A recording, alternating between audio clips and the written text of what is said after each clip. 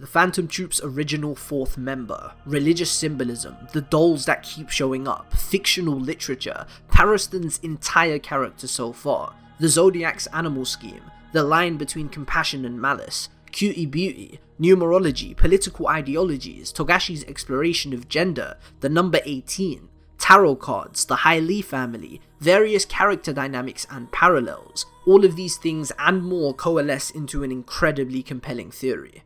The little girl by the name of Sheila, who has shown up in both Kurapika's and now the Phantom Troupe's backstory, is the former vice chairman of the Hunter Association, Beyond's right-hand man and Jing's arch-rival, Pariston Hill. I understand how crazy this probably sounds, especially with little context, and if you've been in the Hunter x Hunter fandom for a while, this might not be the first time you've heard of this theory. It's been around for a while, but the only thing I've seen people use as supporting evidence is that Pariston and Sheila have similar appearances. Whilst true, that alone is an extreme disservice to just how compelling this theory is. We're going to be going through a lot of things in this video, some of which may sound like reaches in a vacuum, but please hear me out until the very end. There are countless layers to this theory, and by themselves they might not convince you, but they work together and require each other for the conclusion I am proposing, and the way in which it all ties in is exactly what makes me think this theory is so good to begin with. I will be exploring as much of the theory as possible without making this video unbearably long, but to be honest, if I wanted to, I could easily make this video 5 hours long. There is so much more to it that I've had to leave out because I don't want to edit all of that, but I've made sure to include the most important aspects. As you can tell, the video is still pretty long, but trust me when I say, if you're a fan of Hunter x Hunter, you really want to watch this until the very end. Before I begin, I want to give a massive shout out to the homie Gyro on Twitter who brought this theory to me. Gyro, as well as many others over in the Twitter community, have been very helpful to the making of this video, so thank you all for the analysis and the advice. This video would not be possible without you guys. With that being said though, let's begin.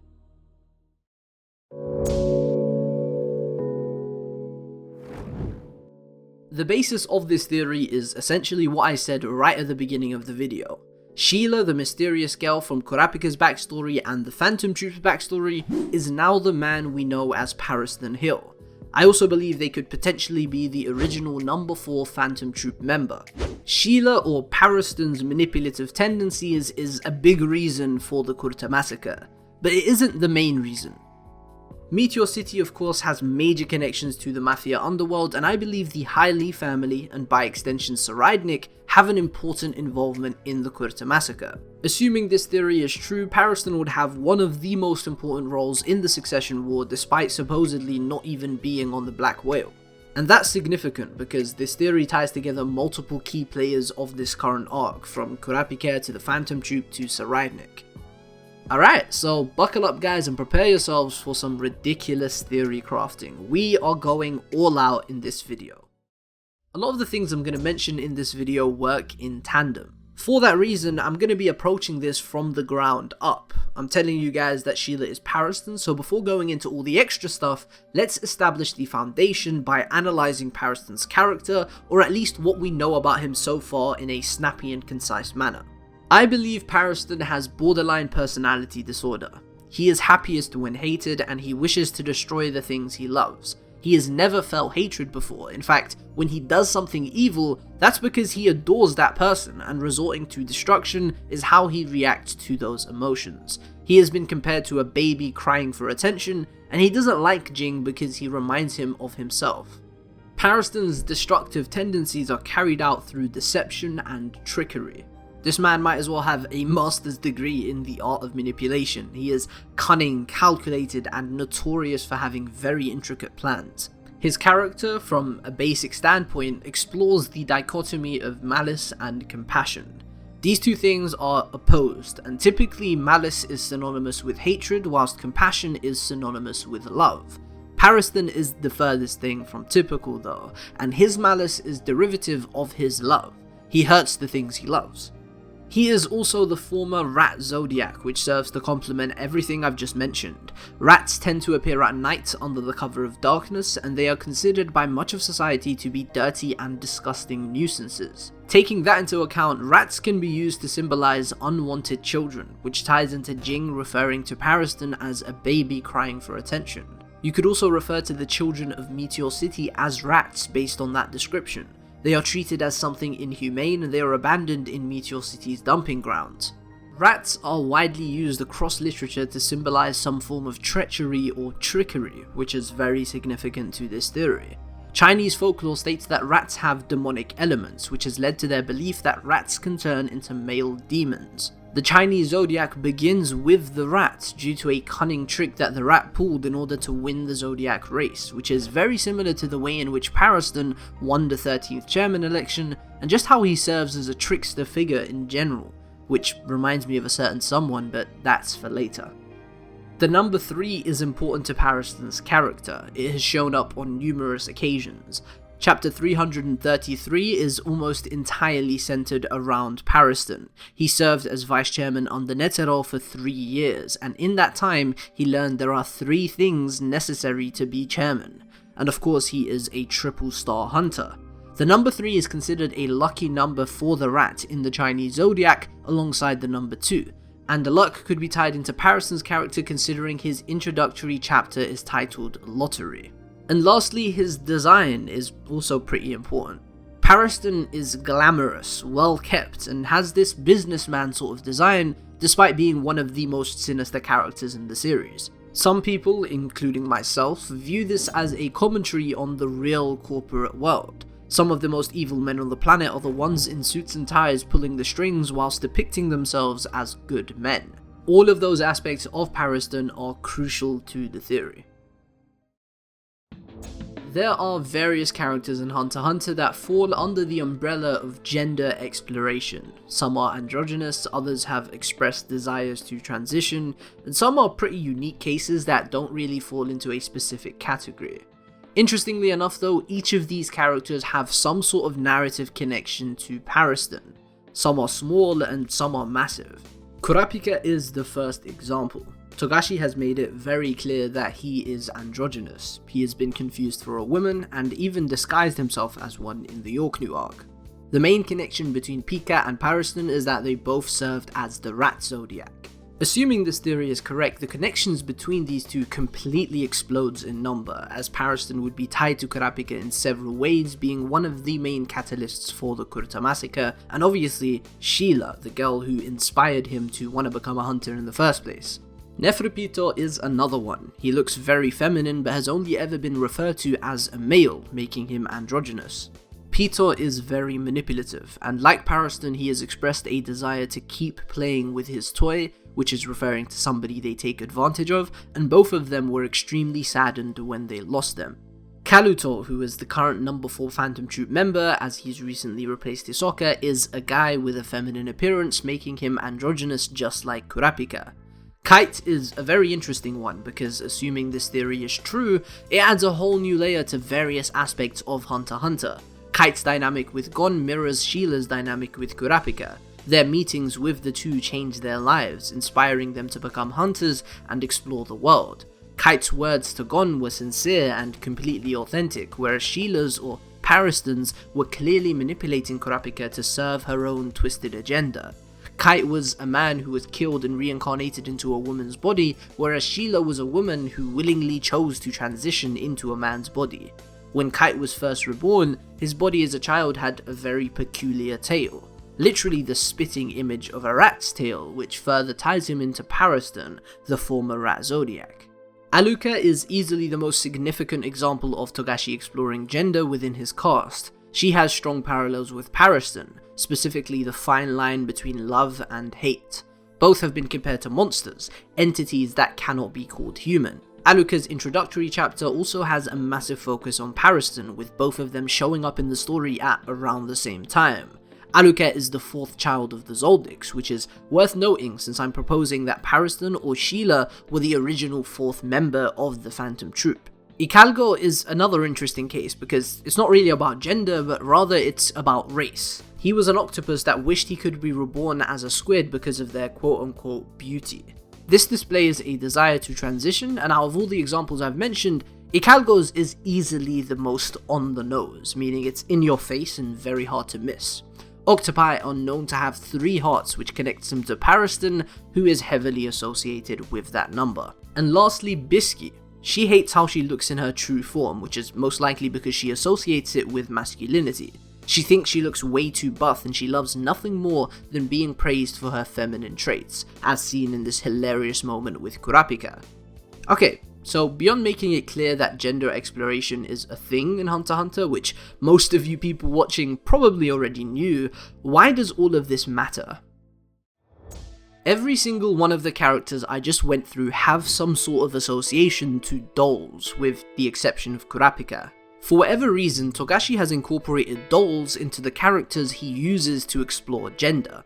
Puppets, and by extension dolls, serve as a symbol of manipulation in all forms of literature, and this is very evident in Hunter x Hunter, with various cases of manipulative characters being visually and literally compared to puppeteers. Puppets controlled by strings are known as marionettes. This is important because Togashi makes references to this on multiple occasions. Marionette is a term of French origin, and it refers to puppets which are operated with the puppeteer hidden or revealed to an audience by using a vertical or horizontal control. Remember this because it will be important later on in this section. So, skipping Kurapika, let's take a look at all of the characters I was just talking about and their association to dolls and puppets. Pito's main nen ability, which is called Dr. Blythe, and it's also known as Toy Repair, is a giant doll conjured by Pito used to surgically treat injuries. Pito also has an ability literally named Puppeteering, which can attach to a target and grant him complete control over them. Pito healed Palm, who attempted to commit suicide and, alongside the help of Poof, decided to turn her into an experimental soldier, destroying the neural connections between memories and emotional responses and placing her inside a cocoon. This sequence takes place in the chapters named Metamorphosis and Breakdown, which shows Palm depicted as a male toy soldier, experimental specimen number 1. This sequence ties into my own personal take on how Sheila became Pariston, which I'll speak about later on. Kalutor has a nen ability called Surveillance Paper Dolls, which allows him to hear anything being said within the vicinity of a person who he creates a paper doll of, giving him the ability to manipulate information and twist certain situations to his advantage. Kite's association to dolls is a very simple and subtle one. After being reincarnated as a chimera ant, he is shown as a little girl playing with dolls. Not really a big deal, but I still thought it was worth mentioning as this is a constant thing in all of these characters. Aluka's association to dolls is the exact same as Kite's, but nowhere near as subtle. In her introductory spread, she is shown surrounded by countless dolls. She is also shown playing with a dollhouse when she was much younger. Ikalgo's main nen ability is called Living Dead Dolls, which allows him to inhabit and take control of a corpse, even allowing him to use their voice. Bisky's association to dolls might be the most fascinating of them all. In volume cover number 15, she is shown holding a bloody doll. And before she met Gon and Killua, Bisky's character was drastically different to what it is now. She was a lot more malicious, and this specific quote is pretty insane. Little boys are so innocent, and it's so fun to ruin their friendships. Does that not just scream Pariston to you? And to make their connections even more blatant, Togashi has drawn Bisky wearing an outfit with 3 hearts on her chest. The number 3 appears yet again. And that brings us to my point. A character who hasn't had some form of gender exploration incorporated into their character, at least not yet, is of course Pariston Hill.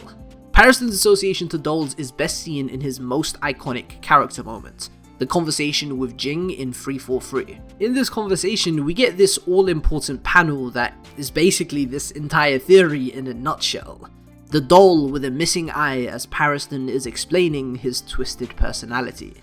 The doll is obviously supposed to symbolize Pariston since he's talking about himself, but what I find even more interesting is the background of the panel. We see a broken glass bottle and bloody razor blades.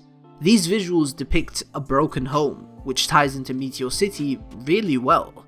The razor blades are especially interesting as they're commonly used for self-harm by teenage girls, but more on that later. Marion is one of Pariston's temp hunters, her name obviously deriving from marionette, the word I previously mentioned, and her design ties into that really well considering she literally looks like a doll. I believe Marion is the product of Pariston's Nen ability. At least one of his Nen abilities. And Nen is inherently tied to the personality of the user, and since Pariston is this incredibly conniving, manipulative individual, a puppeteer-esque Nen ability makes perfect sense for him. Something like Pito's ability, where he can literally control people. But of course, just saying it would be fitting for his character isn't enough to say Marion is part of Pariston's Nen, so why exactly do I think that? Well, I want you to observe the sequencing of this scene in chapter 343. Jing looks left and then right. He looks at Pariston and then looks at Marion. Jing is talking to Pariston when he asks, "Are you the one who calls the shots around here?"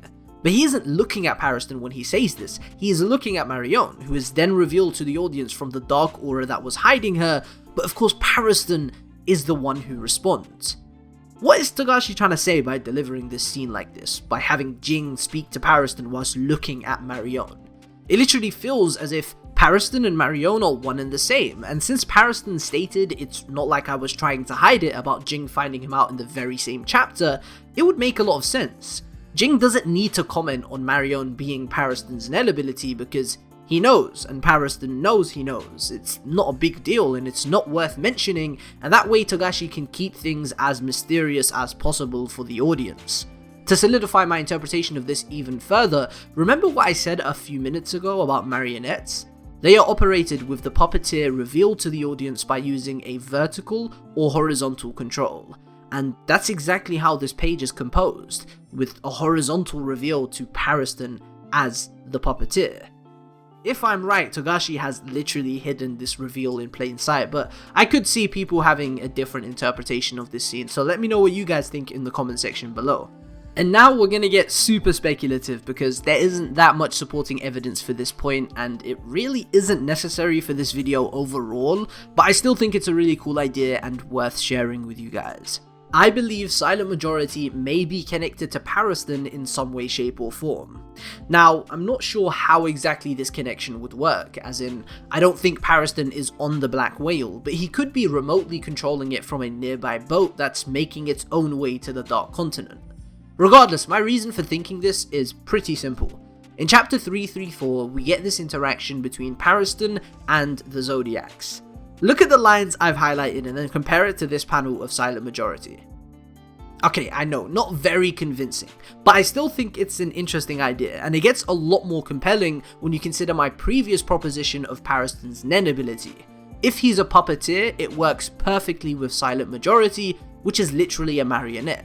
Silent Majority is a term most commonly used in American politics, and this fits Pariston's character really well, given his character design I previously discussed and the fact that he's deeply involved in politics, as well as the other various aspects of his character that draw from American stereotypes. On Silent Majority's dress, there is a symbol of the staff of Hermes, and in Greek mythology, Hermes is considered the trickster of the gods. Hermes was unpredictable, driven by a quote-unquote impish design and a fondness for sport. He routinely tricked, deceived, and in several well-known instances, stole from the gods. Like other trickster gods, Hermes tested norms, he challenged conventions, and he crossed boundaries. This ties into the trickster stuff I previously discussed for Pariston, as well as the term impish tying into a certain Greed Island card we will be discussing later on. I know I've said later on quite a few times in this video so far, but I promise you it's all gonna come full circle. And lastly, when it comes to Silent Majority, these two panels. 4 snakes, 44 seconds, all 4 attacking at once. Of course, the repetition of 4 is symbolic of the death that's happening, but I still think it's worth mentioning given Pariston's ties to the number 4 that I am proposing in this theory as the original number 4 Phantom Troupe member.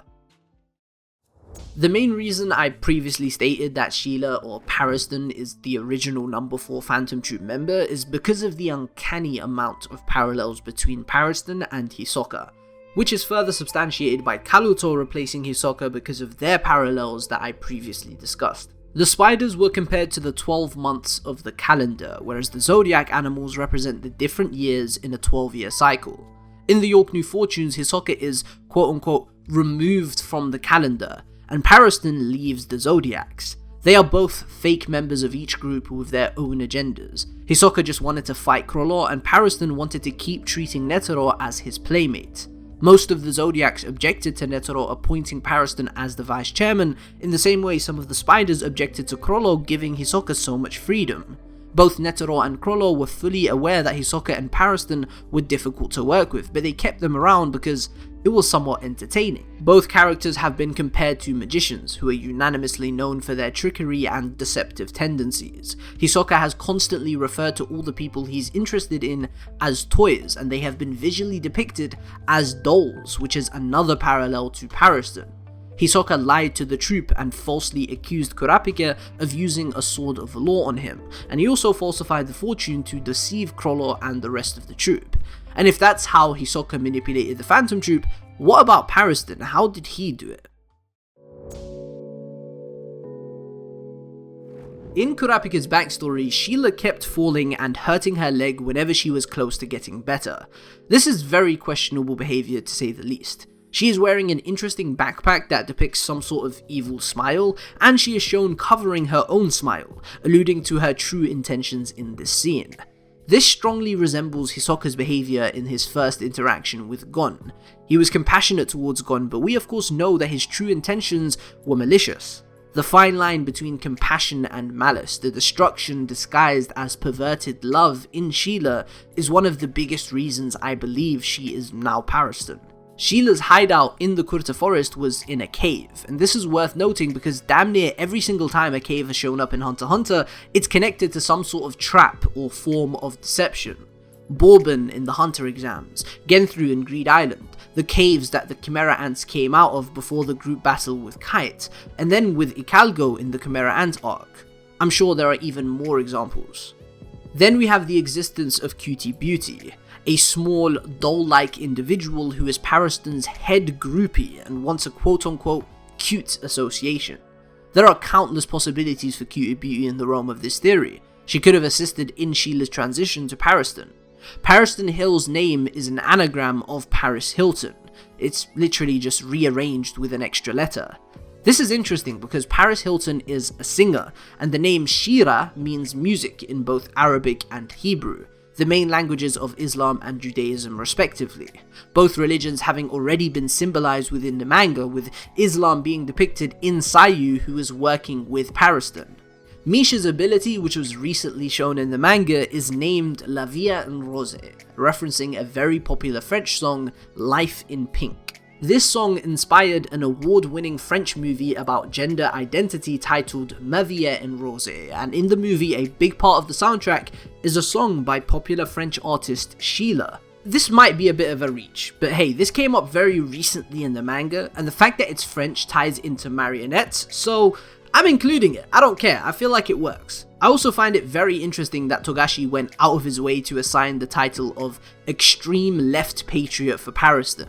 The left is generally the political stance most supportive of trans rights, which would be fitting for Pariston if he transitioned from a woman to a man. And of course, Sheila's appearance. In the past, this is the only thing people have ever used for Sheila being Pariston.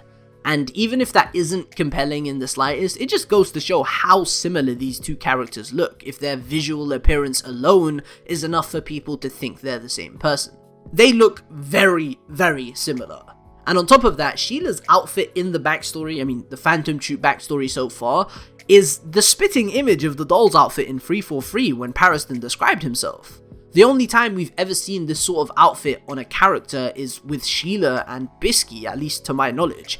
And with Bisky, I'm referring to the volume 15 cover, where she's literally holding a bloody doll and has manipulative tendencies at that point in the story, as previously discussed, which ties her into Pariston as well. Sheila also has rat ears with hearts on them, and just her overall design in general, man. It's not something I can really describe, but just looking at them side by side on the screen right now does a brilliant job at painting how similar Pariston and Sheila look. I don't think we've ever seen Togashi draw eyes like this for another character. Correct me if I'm wrong, but eyes tend to be the most distinct aspect of Togashi's character designs, and they're usually very unique for each character, but Sheila and Pariston have very similar eyes. And as for how Sheila transitioned, this is pretty crackpot, but I think it involves post-mortem Nen.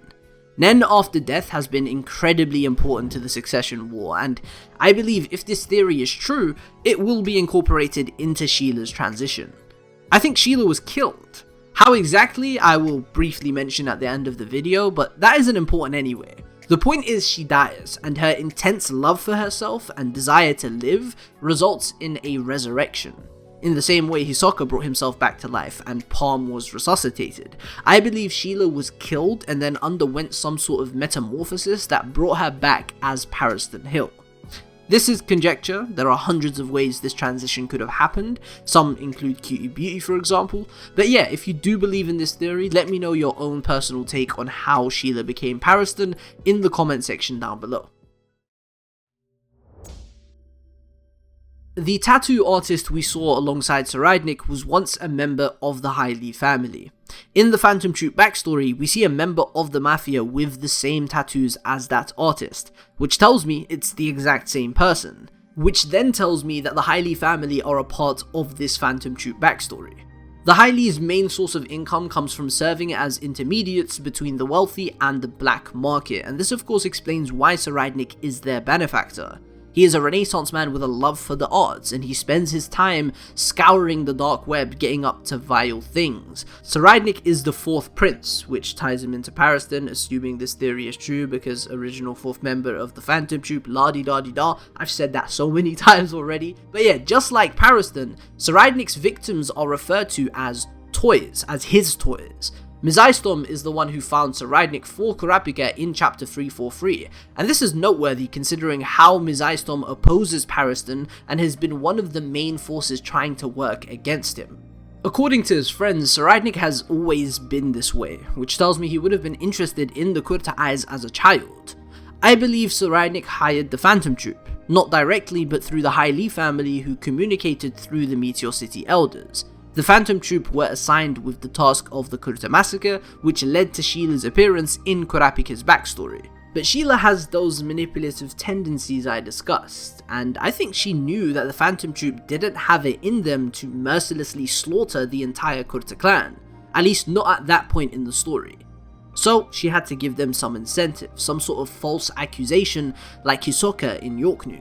And Krollo would obviously believe it because of his immense love for the spider. This would be Sheila's way of manipulating the spider like Hisoka did. And if you want to keep this trend going of the number 4 being treacherous, perhaps Karuto will betray the troupe at some point too. Just throwing it out there, it's pure headcanon, but hey, it's a cool idea. Karuto is a Zoldyck, his allegiance to the Zoldyck probably comes before his allegiance to the Phantom Troupe, and I could see there being some conflict there. False accusations are one of the few things we know Meteor City residents do not take well to. In chapter 102 we get the story of the Meteor City resident who was falsely accused of being a bomber and thrown into jail. After being released, every single person involved in that case was murdered. The people of Meteor City will accept anything you leave there, but don't you dare take anything from them. Sheila falsely accusing the Kurta would be a perfect mirror of this bomber story, as rather than being falsely accused, they would be the one making the false accusations which leads to everyone involved losing their lives. On the topic of Saraidnik though, his character is shrouded in Satanism. Of course he would be interested in the Kurta who have eyes that causes people to refer to them as the devil's messengers, and the way he holds onto them and keeps them behind his throne makes it seem like he has an attachment to them, like they're his prized possessions. Very dark shit from Saraidnik, and if it's something he's had since he was a child, it would intensify that relationship he has with the Kurta eyes. And I guess that's a good segue into the next section of the video. Before I dive into various interpretations of numerology and religious scripture that tie into this theory, I obviously have to explain why these even matter and why they are a valid source of evidence for theory crafting. A lot of people aren't aware of the numerous times Togashi has incorporated some form of religious symbolism into Hunter x Hunter, so let's take a look at some past examples. The cover of volume 28 is very obviously inspired by the famous Christian artwork, The Coronation of the Virgin. Netero, Meruem, and Franklin have long dangling earlobes, which is likely a direct reference to Buddha.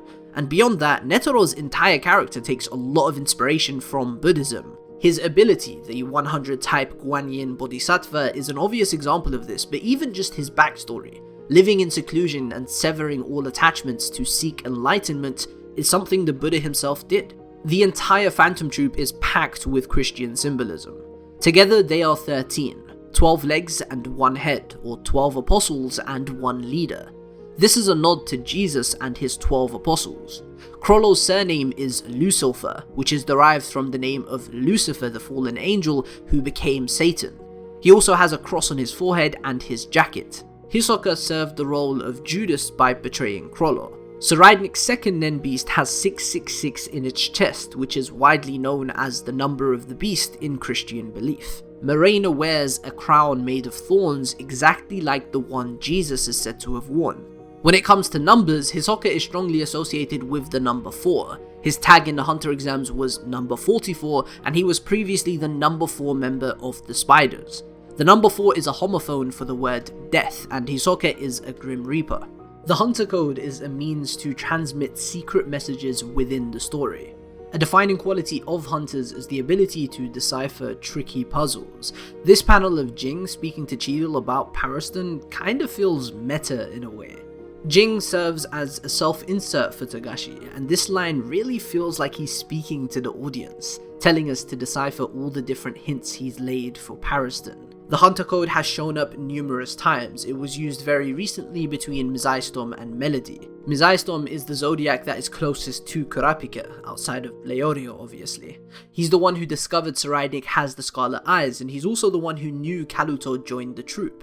He is currently faced with a dilemma. Should he tell Kurapika that the troupe is on board or not? Mizai is incredibly relevant to this entire plot thread. He has been wedged into the middle as a spectator who doesn't know if he should involve himself. In Yorknu, the troupe had to decipher the poems to find the true message within, and even 250 chapters later, we see Shaunok's poem come to fruition with his death. To me, this is proof that Togashi does pack subliminal messages within the story. Another example of this is when Leorio and Melody work together to give Gon and Killua a secret message in Yorknu to capture Krollo.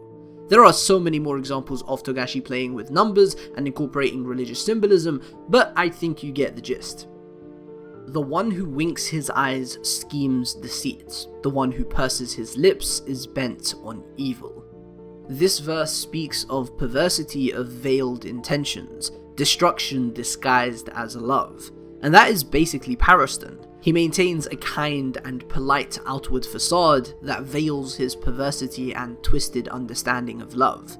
The number 18 has an association to Pariston. It's the number of hunters that have gone missing since Pariston became vice chairman. This number was revealed on page 180 of the volume, which is too much of a coincidence to be a coincidence. To take things further, Pariston is shown on that page inside of a circle surrounded by stars. If we interpret that circle as the moon, we get another connection to the number 18, the tarot card, the moon.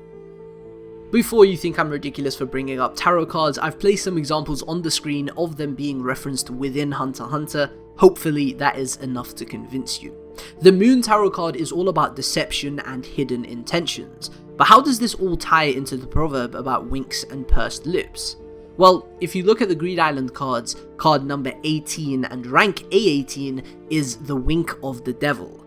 And we can take this even further by tying that to the title of chapter 18, 2 aces in a hole. An ace in a hole is an idiom for a secret waiting to be revealed. And in that chapter, chapter 18, we get Majtani, the dude who posed as a Phantom Troupe member, and he looks as if he's permanently winking. He also calls himself a member of the 4 devas of the troupe. Obviously he's bluffing and doesn't know what he's talking about, but there's the number 4 again. And he is tied to both Hisoka and Pariston in his appearance. He has no nose, which Hisoka can relate to, and if you look at his eyes, it reminds me of this panel. this all-important doll panel from Pariston where it's missing an eye. Missing eyes in Hunter x Hunter have been consistently tied to perverse intentions. Jing created a life or death game for his son, Netero referring to Gon and Killua as playmates, and of course, Pariston's entire character being revolved around deceit and masquerading his perverse intentions with an outward facade of being a polite and nice guy. And all of this ties into Sheila, who presents herself as this crippled, helpless girl to Kurapika and Pyro, when she's actually involved in the eventual massacre of the Kurta clan. In regards to the second part of the verse, we have seen two characters purse their lips who are bent on evil, and the Crollo example funnily shows him from 3 perspectives, since he was playing 3 characters in the performance. The number 3 shows up once again. God gave Adam and Eve a beautiful place to live in called the Garden of Eden. The Garden of Eden had a single rule: do not eat the fruit of the tree. The Kurta was separated from the world by retreating to a majestic forest with a single rule: do not step out of the forest. God never explained to Adam and Eve why the fruit was forbidden, he just said it was and commanded them not to eat it. Kurapika and Pyro begin to question why they aren't allowed to leave the forest because the elders never explained to them the reasons why. A snake appeared in the garden and convinced Eve to eat the fruit. Sheila appeared in the Kurta forest and gave the boys the Dino Hunter book, on top of talking to them about the outside world, which intensified their desire to leave. Eve was the first to eat the forbidden fruit, with Adam following suit immediately after. Kurapika was the one who really wanted to leave the forest and continually convinced Pyro to tag along with him. Adam and Eve were punished by being banished from paradise and had to live on Earth. The Kurta were massacred, leaving Kurapika with no home to go back to, and Pyro was killed. I hope you see the parallels clearly enough with the way I laid it out. Kurapika being the Eve parallel is very fitting considering his feminine appearance, and something else that's interesting is that snakes are synonymous with which animal? You guessed it, a rat. Sheilaism might be the most interesting aspect of this theory. It's a shorthand term for an individual system of religious belief which co-opts strands of multiple religions chosen by that individual, usually without much theological consideration. The term derives from a woman named Sheila Larson, and it essentially means creating your own exclusive religion depending on your personal tastes. Beyond the fact that it is literally called Sheilaism, the point is super interesting for a number of reasons. Firstly, the church in Meteor City is known as the Church of All Religions, which is like the perfect environment for someone to develop that sort of individual system of religious belief. This is further substantiated by the fact that Meteor City is the most diverse place on the planet, and their motto is accepting anything and everything, which ties into Sheilaism pretty perfectly. Sheilaism resonates with a lot of the American population as it teaches you to love yourself and give yourself the religious freedom to co-opt parts of a religion that are beneficial to your way of life and ignore the parts of religions that you don't necessarily agree with. This ties into Pariston, the fact that a lot of his character takes inspiration from American stereotypes and his transition from Sheila to Pariston. The biggest commonly regarded negative of Sheilaism is that by picking and choosing various aspects of religions that at times could be contradictory to one another, that can lead to an identity disturbance, which is an inconsistency in your beliefs and values. This can lead to mental instability, becoming incomprehensible and having inner disturbances, i.e. not understanding your own feelings. It can also make you feel cast out and unable to fit within society, as Sheilaism is inherently individualistic. It's ultimately different for each person and their respective worldviews. Sheilaism isn't something you process intellectually, but rather emotionally. Sheila Larson herself, who pioneered this form of belief system, has stated that she doesn't know the codes of Sheilaism until something doesn't feel right. Sheilaism promotes self-love, and Pariston's way of expressing love is through abuse. This creates an interesting conflict where the bloody razor blades I previously mentioned come into the picture. I am suggesting that Pariston harms himself out of self-love, as the only way he knows to express himself is through abuse.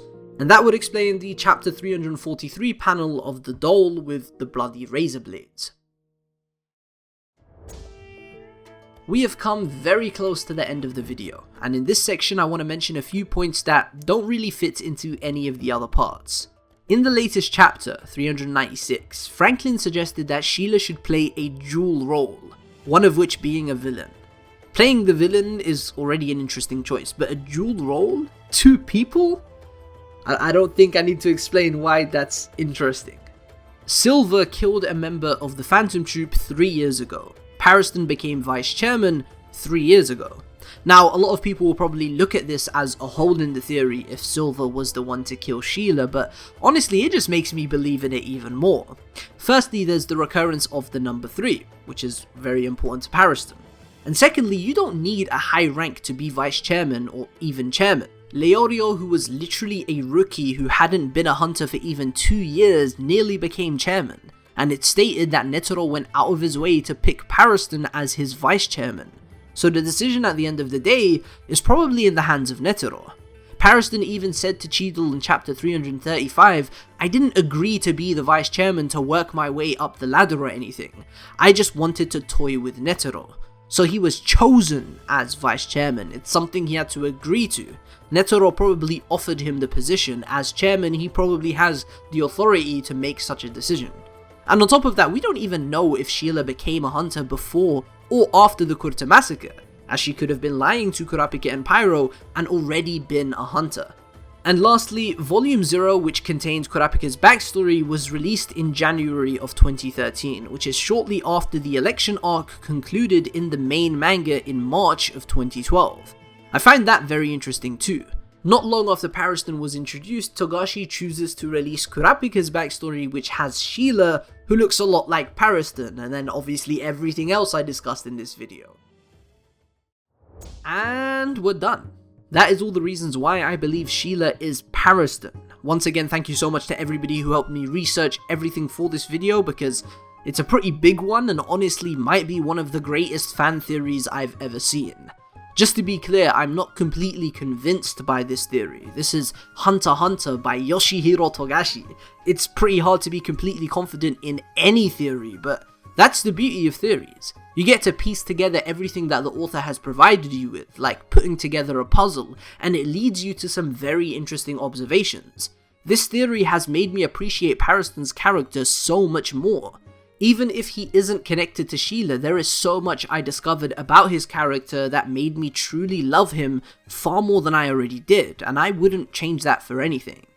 I think this theory will be confirmed or debunked very, very soon in the manga, most likely within this Phantom Troupe backstory, so I had to get this out as soon as possible because it's a very interesting time to be a Hunter x Hunter fan. With that being said though guys, thank you so much for watching. Please leave your thoughts on this theory below. If you have any thoughts that debunk the theory, please share them. And if you have anything to add to the theory, please share that also. I've been Radman, peace.